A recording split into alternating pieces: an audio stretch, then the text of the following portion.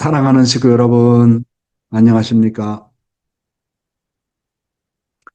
오늘 드릴 말씀의 제목도 지난 시간에 이어서 하나님은 어떤 자를 들어쓰시는가라는 내용 가운데 일곱 번째 해당하는 말씀은 하나님은 의로운 자들을 들어쓰신다.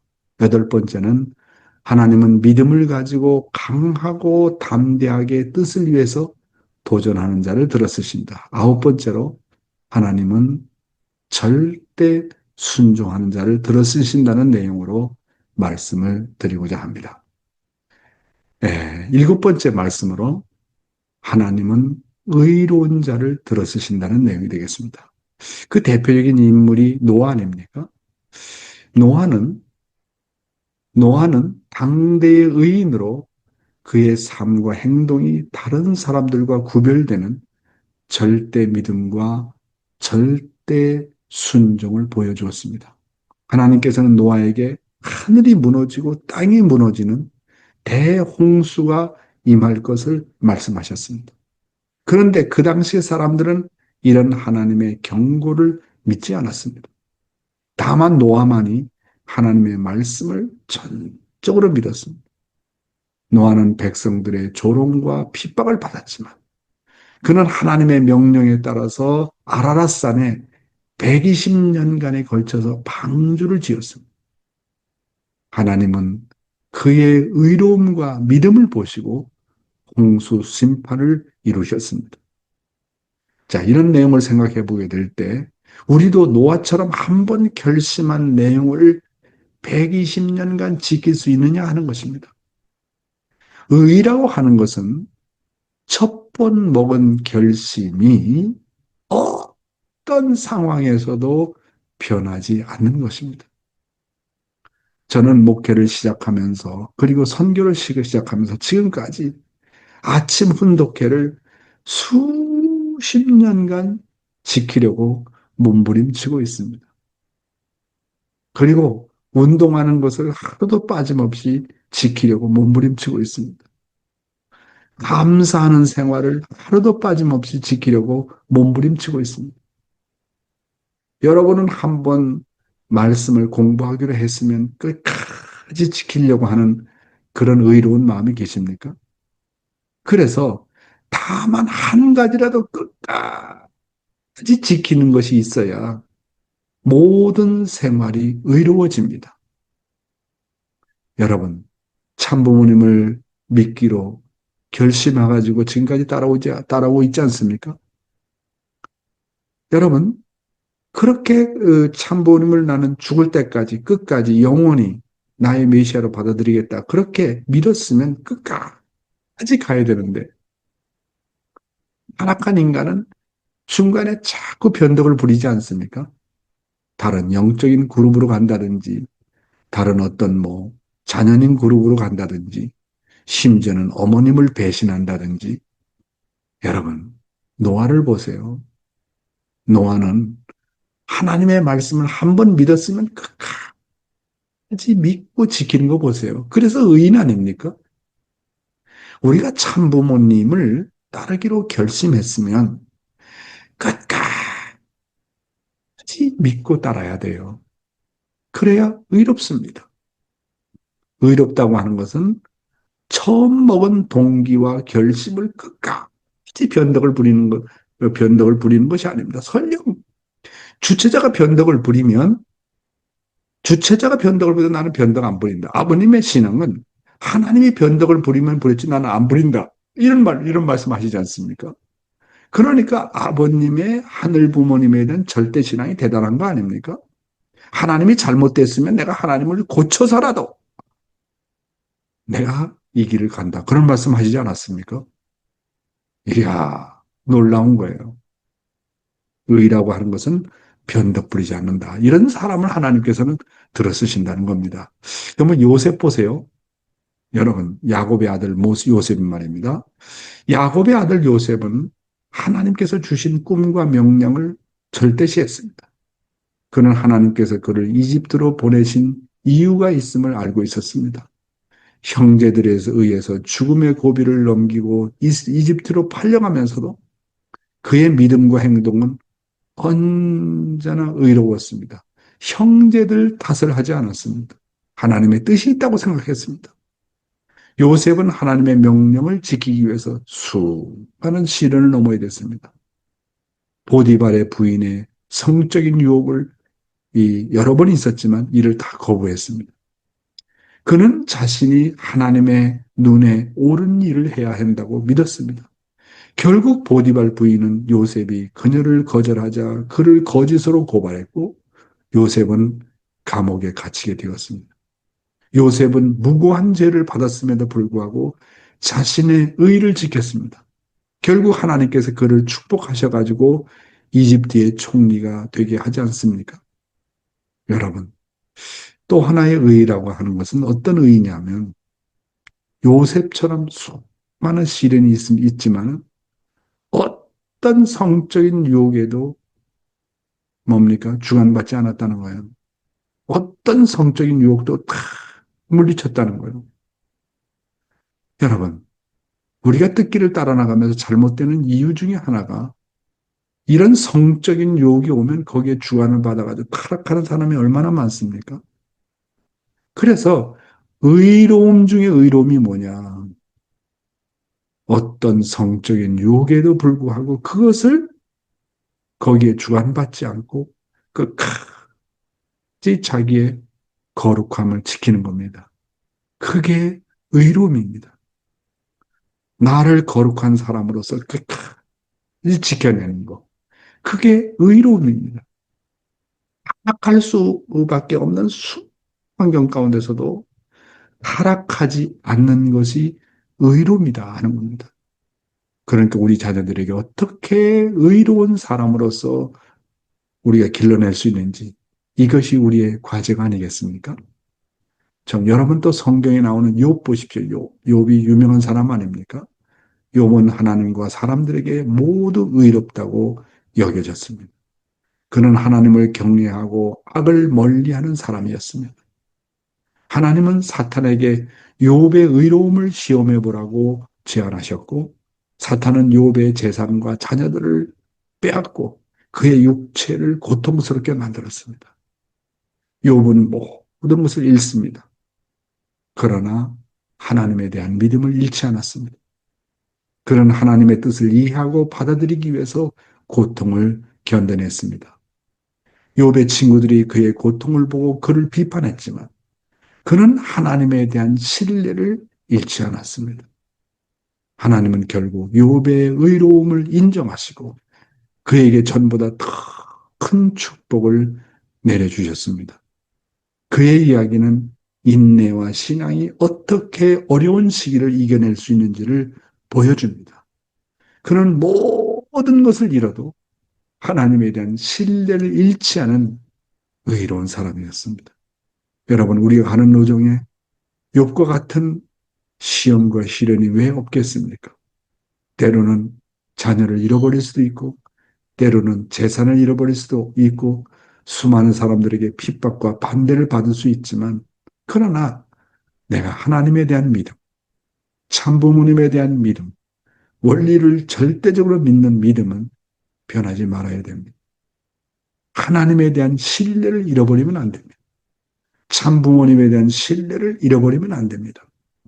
그렇게 우리가 신뢰를 지킬 때 하나님은 나에게 의롭다고 하시는 것입니다.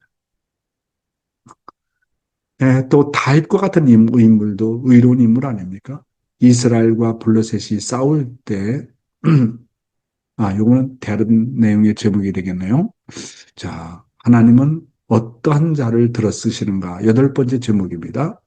하나님은 믿음을 가지고 강하고 담대하게 뜻을 위해서 도전하는 자를 들어 쓰십니다. 대표적인 인물이 다윗인데요. 이스라엘과 블레셋이 싸울 때 블레셋의 장군인 골리앗과 그의 군대는 매일마다 나와가지고 이스라엘을 위협하고 하나님에 대한 모독을 했습니다. 이에 다윗은 너는 칼과 창과 단창으로 내게 오거니와 나는 만군의 여호와 하나님의 이름 곧 내가 모욕하는 이스라엘 군대의 하나님의 이름으로 내게 가노라고 말했습니다. 여러분, 성경에 나오는 이 골리앗 장군의 키는 무려 6척, 약 9.1m가 됩니다. 뭐 좀 과장된 표현이겠죠. 그만큼 컸다는 거겠죠. 그가 사용한 칼의 무게가 600세겔, 약 12.7kg에 해당됩니다. 이것도 좀 과장된 표현이 아닌가 생각합니다만, 그의 청동 갑옷은 5,000세겔, 약 113.4kg나 나간다고 합니다. 그러나 다윗은 하나님의 이름으로 아무런 무기도 없이 단지 물맷돌을 사용해가지고 골리앗의 이마에 정확하게 물맷돌을 던져가지고 그를 죽였던 것입니다. 야, 아무런 무기도 없이 돌 하나 던져가지고 적장을 쓰러뜨리는 이와 같이 하나님은 믿음을 가지고 하나님에 대한 믿음을 가지고 하나님의 이름으로 능치 못할 것이 없다. 이렇게 하나님을 믿으면 절대적인 파워가 나오지 않습니까? 하나님 그런 믿음을 가지고 강하고 담대하게 뜻을 위해서 도전하는 자를 하나님께서는 들어쓰신다고 하는 것입니다. 또 성경에 강하고 담대한 자가 대표적인 인물이 여호수아 아닙니까? 여호수아는 모세의 후계자로서 이스라엘 백성을 약속의 땅인 가나안으로 인도한 지도자입니다. 하나님은 여호수아에게 내가 모세에게 말한 바와 같이 내가 너와 함께 있으리라고 약속을 했습니다. 여리고 공격 시에는 여호수아는 하나님의 명령에 따라 성을 7번씩 돌고 나서 소리를 지르자 성이 무너져 버렸습니다. 모세는 여호수아에게 강하고 담대하라. 두려워하지 말고 놀라지 말라. 내가 어디에 가든지 내 하나님 여호와와 너와 함께 하느리라고 격려했습니다. 여호수아는 하나님을 믿고 하나님의 지시에 따라 강하고 담대하게 행동해서 어떤 어려운 상황에서도 주저하지 않고 하나님의 일을 수행했던 인물입니다. 하나님은 이런 사람을 들어쓰십니다. 내가 눈에 보이는 건 없고 만져지는 것은 없고 돈은 없고 경제적으로 아무것도 없지만 그러나 하나님이 나의 스폰서다. 응? 그런 믿음을 갖고 강하고 담대하게 일을 계획하고 추진할 때 하나님 그런 사람을 들어쓰십니다. 제가 오세안에 대륙회장 되었을 때 호주, 뉴질랜드, 그 다음에 12개 섬나라가 있는데 이 섬나라에 가기 어려워요. 비행기 값이 너무 비싸고 어떤 대륙회장도 섬나라를 하나하나 한 나라 한 나라를 다녀본 적이 없어요. 그런데 저는 저뿐만 아니라 그 뭡니까 스타프 스텝진들도 같이 데려가야 되잖아요. 그러니까 5명, 6명이 이제 그룹을 만들어 가지고 14개 나라를 다 방문하기로 했습니다. 아무런 예산도 없죠. 그렇게 결심을 하고 선포를 하니까 이야 놀랍게 오세아니아에 있던 일본 선교사들이 하나가 되어가지고 그 경제적인 비용을 다 대주더라고요. 야, 그래서 저는 깨달은 게 있어요. 정말 뜻을 중심 삼고 그런 믿음을 갖고 강하고 담대하게 나갈 때 하나님께서는 역사하시는구나. 제가 아시아의 대륙회장으로 있었을 때도 캄보디아의 대회, 정상대회, 또 네팔 정상대회, 또 필리핀에서 14만 4천 명 축복식이라든지 수많은 대회를 할 때 아시아가 다 가난한 나라거든요. 돈이 아무것도 없어요. 그러나 저는 정말 여호수아와 같이 하나님의 믿음을 가지고 강하고 담대하게 나가면 하늘이 역사하신다. 그렇게 생각하고 뛰니까 정말 하나님이 역사하더라고요. 그래서 우리는 이 천일국 시대를 살면서 정말 너무 현실에 주관받지 말고 하나님에 대해서 믿는 믿음, 참부모님에 대해서 믿는 믿음을 가지고 강하고 담대하게 앞을 향해서 나가게 되면 하나님께서 역사하실 줄 믿습니다. 아주입니까? 그 다음에 여덟 번째인데요. 하나님은 절대 순종한 자를 들어쓰신다는 것입니다. 그 대표적인 인물이 노아입니다. 하나님은 인류의 죄악이 지상에 가득 찼음을 보시고 대홍수를 통해 인류를 심판하기로 결정하셨습니다. 그러나 노아는 하나님의 눈에 의로웠고 하나님은 그에게 방주를 짓는 명령을 내리셨습니다. 노아는 하나님의 명령을 듣고 망설임 없이 방주를 120년간에 걸쳐서 지었습니다. 당시의 사람들은 노아의 행동을 비웃었지만 그는 하나님의 명령을 절대적으로 믿고 절대 순종했습니다. 그래서 결국 죄악 세계를 하나님께서 노아를 통해서 40일 홍수 심판을 하실 수 있었지 않습니까? 이렇게 절대 순종하면 역사하는 것은 하나님이 합니다. 그래서 인간의 책임 분담은 절대 순종하라. 그러면 역사하고 안 하고는 하나님이 하신다. 왜 하나님이 역사를 못하냐? 절대 순종하지 못하기 때문에 그렇습니다. 가정명세 8절에도 나오잖아요. 절대 신앙, 절대 사랑, 절대 복종이요.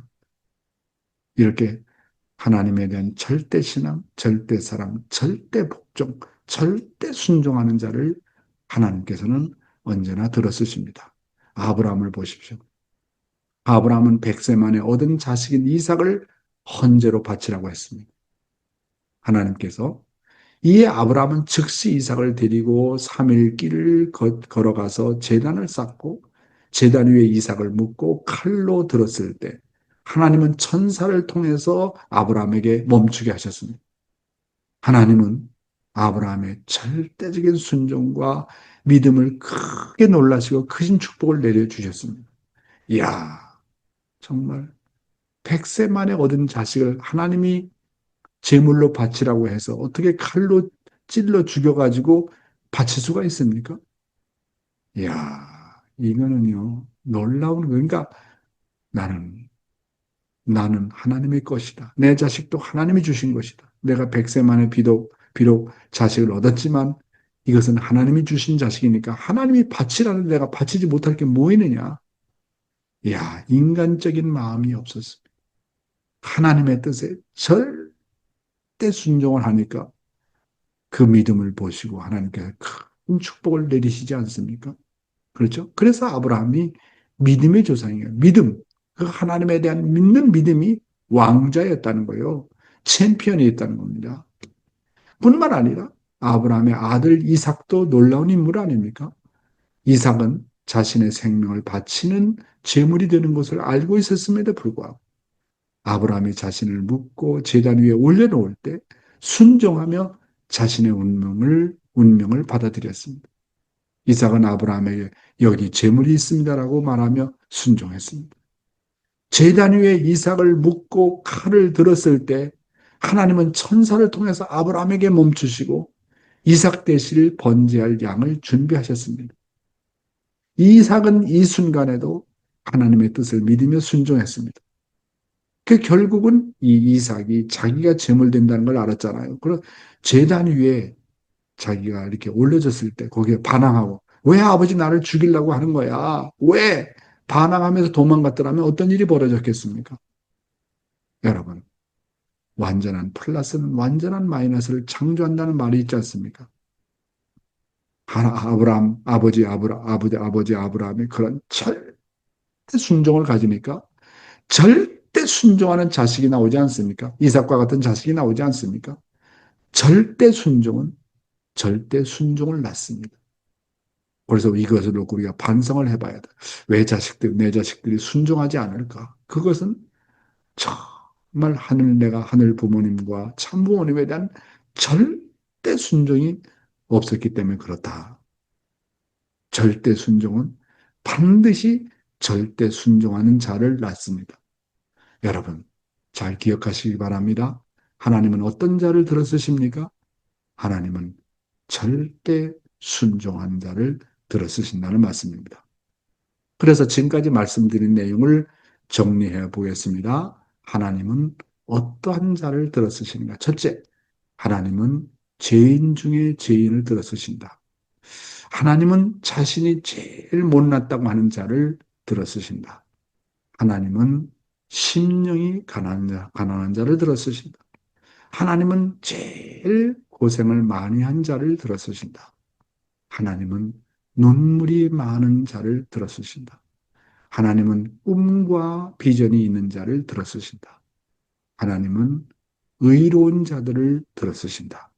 하나님은 믿음을 가지고 강하고 담대하게 뜻을 위해서 도전하는 자를 들어쓰신다. 하나님은 절대 순종하는 자를 들어쓰신다. 이런 내용을 가지고 지금까지 말씀을 드렸습니다. 우리도 하나님 앞에 정말 하나님 앞에 쓰임 받을 수 있는 귀한 인물이 되어야 되겠다. 그런 생각을 하게 됩니다. 오늘 말씀은 여기에서 마치도록 하겠습니다.